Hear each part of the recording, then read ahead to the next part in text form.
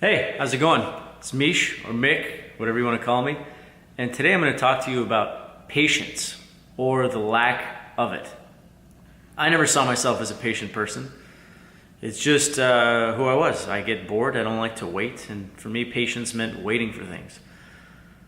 What I realized was when I was being impatient, I was just harnessing my energy on this one thing and just waiting for it to happen. And I'd get frustrated and stressed out and I'd lose my mind over it.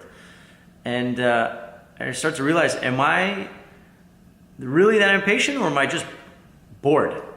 So I wrote a blog about it this morning, and I ended up talking about a garden. And it's a pretty good analogy, I think. And essentially it's the analogy of, I had this plant or this seed, and I was watering it, and I planted it, and I watered it, and I'd watch it, and I wanted to watch it grow, and it wasn't growing, and I was losing it and freaking out, saying, I put all this time and energy into this seed, and it's not growing. Then I zoom out, and it's only been 4 hours, right?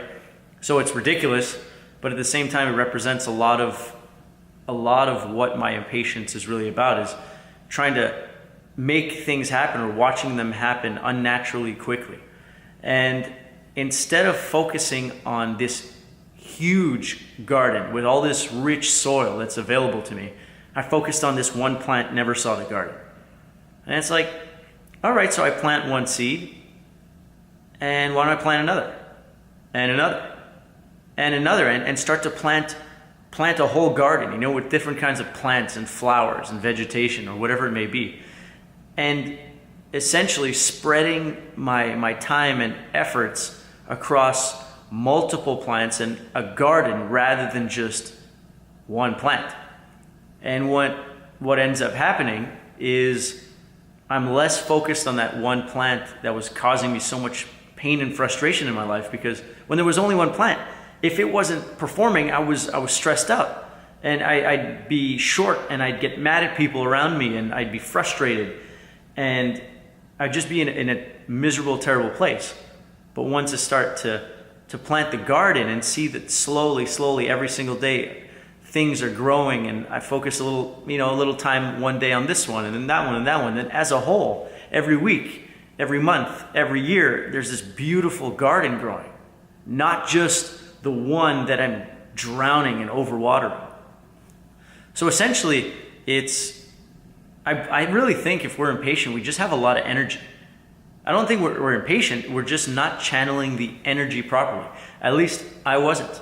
So in my life, I've chosen different things, whether it was my main job, wasn't getting everything I needed out of it, so I needed to do other things. So I started making music, I started doing my blog, started working with different companies, started doing all kinds of things like that.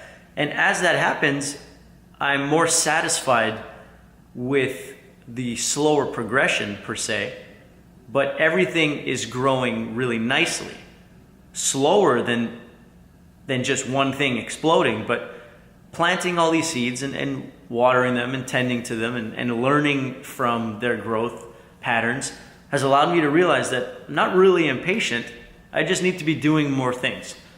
So essentially that's what I'm talking about here. It's maybe my confusion with impatience is just not doing enough. I could probably be doing more. And am I a perfectly patient person now?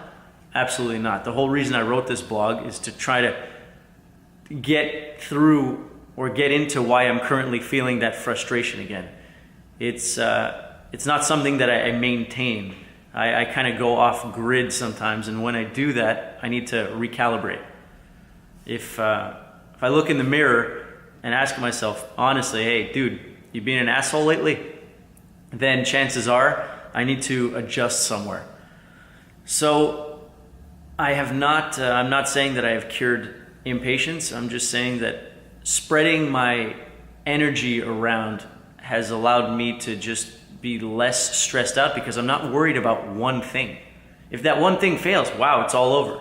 But if I have a whole garden and I'm learning about this one and I can apply it to this one and that one to that one, I can appreciate them all for what they are and what they taught me, and it's a thing that is progressively moving forward.